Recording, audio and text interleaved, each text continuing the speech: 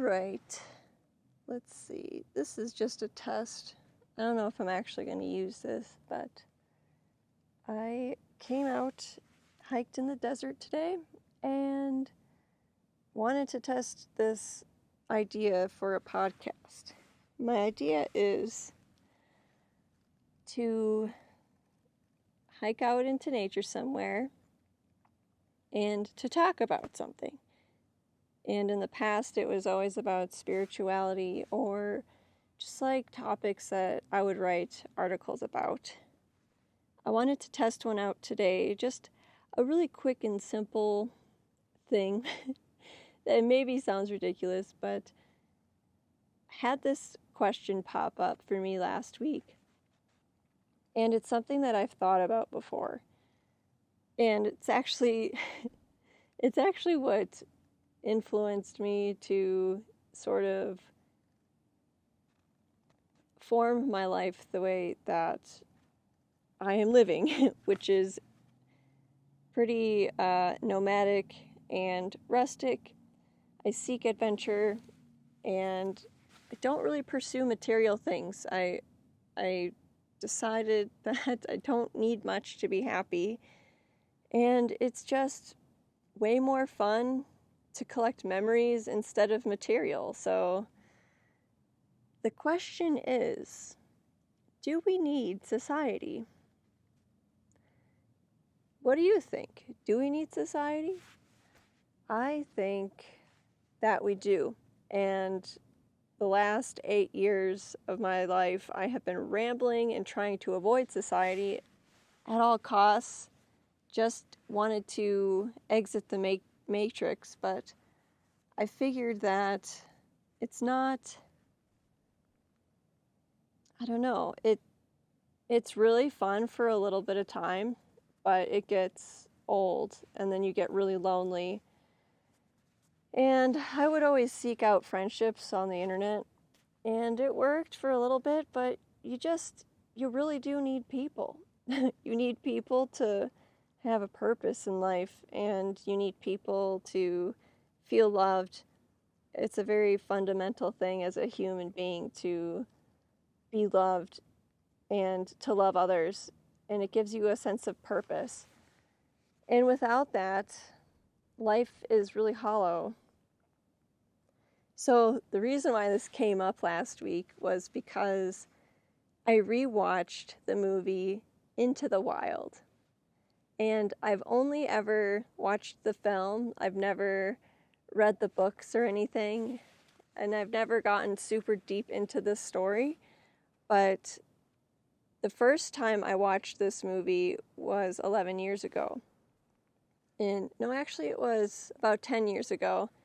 In 2015, I was in my last semester of college, and I saw the movie because I started getting interested in hiking and, going out there into the world and seeing what it's all about. There's a lot more to life than small town Wisconsin. So I started watching these movies that had to do with adventure and hiking and that sort of thing. And when I learned about Christopher McCandless's story, I had never ever felt so validated in my experience of growing up in a kind of challenging situation. It looked good from the outside, but it really wasn't a lot of the time. And it was hard. It was really hard growing up with a parent with severe mental illness, right? So I had that weighing on me, and then I was sort of in that time of my life, I felt like I was forced to go to college against my will, and I was super angry about it. I got on the dean's list and whatever, and I got my business degree, and then just like Chris and his story, the day after I graduated, I left and I disconnected myself from society as much as I could. And I don't regret that at all. I really, really needed it. I needed it so much because when you disconnect yourself from society, you start to figure out who you are. You can finally hear your own thoughts. You can finally challenge yourself to figure out what your needs are. Because when you leave society, you sort of leave like apartments behind. You leave a lot of the modern day conveniences behind. I did this with my now husband, Austin, and we started out in a tent in our Chevy Cruze. We didn't abandon our money and we didn't abandon our car like Chris did in the movie, because obviously that's dumb, and we're just two small town Wisconsin kids that like had no idea about the world, but we were interested in the challenge. So we drove west. We started out in New Mexico. We had a whole journey. Oh man, I wrote a whole book about it because it was such an interesting experience. And then we ended up on the Oregon coast and lived off-grid for 8 months. And that changed my life forever. And nothing would ever be the same again. And I knew it. I knew it. I knew that I was never gonna like get a real job. I knew I was never gonna get a house like I grew up in.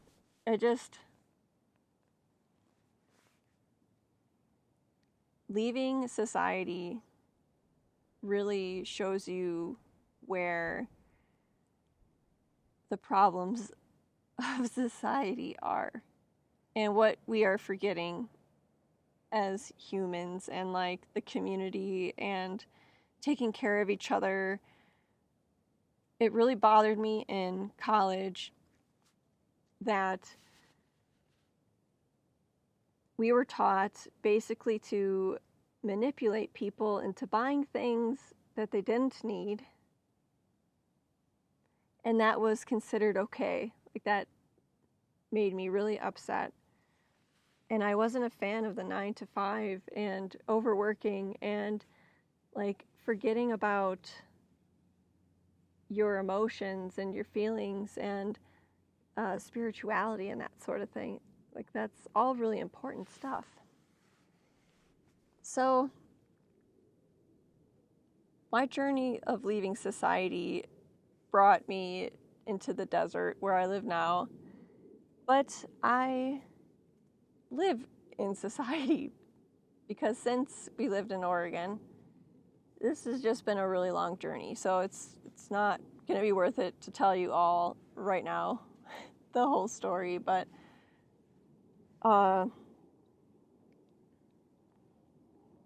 we live in Arizona now, clearly, and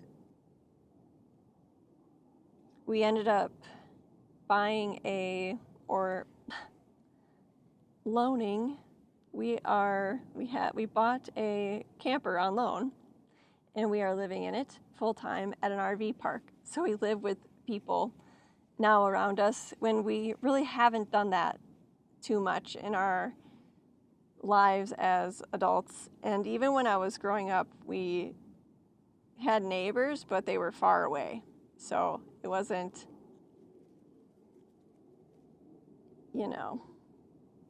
bothersome. But now we live like 10 feet away from the next person, and it's so interesting. We have started a business because we would rather work for ourselves than work for a company or a store or anything like that. We wash windows for a living, which is fun, and we get to do that together. We make pretty much what we need to live the life that we want to live, which is pretty simple, living in an RV, and like most of our hobbies are free. I don't really have to buy much besides for food, so that's nice. But we've had to come back into society and learn how to live with people. And I guess, yeah, like I said in the beginning, I learned so much about this experience of leaving society and then coming back to it. And one of the hardest things was figuring out how to have interactions with people again, like everyday people.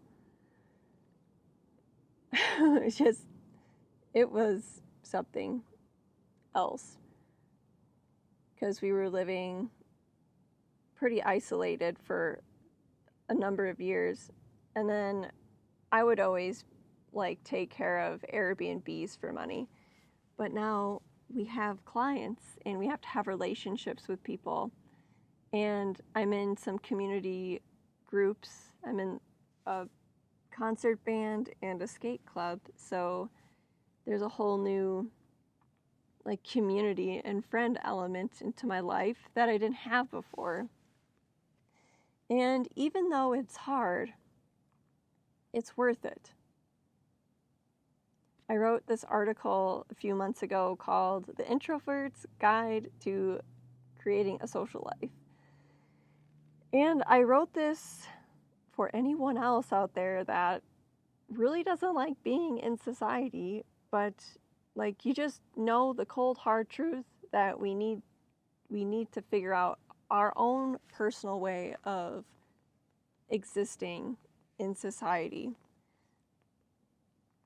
Even though it's hard, it's so worth it, and it's so much better than being freaking lonely.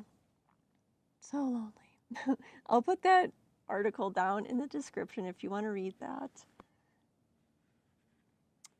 Yeah, I don't know if I have anything else to say right now, but this was my test to see if my equipment works. This is the first time I've tested it out like this, and maybe it's kind of silly that I'm sitting on the ground. I have my mic here. I want to see if it works. But anyway, thanks for spending a few minutes with me today, contemplating if we need society or not. And if you've gotten to the point where you feel like, yeah, I'm sick of being lonely, but I'm scared, I'm an introvert, check out that article. I'll link 2 places you can find it, so you can read it and get some ideas. It's worth it. It's worth the read. And it's so worth to go out and find somebody that you can be friends with. It is. It really is. All right. If you want to interact with me more about this topic, there is also a link down in the description. You can do that on Substack. And yeah, thanks for tuning in, and we'll see you next time on In the Pursuit of Something Real. Bye.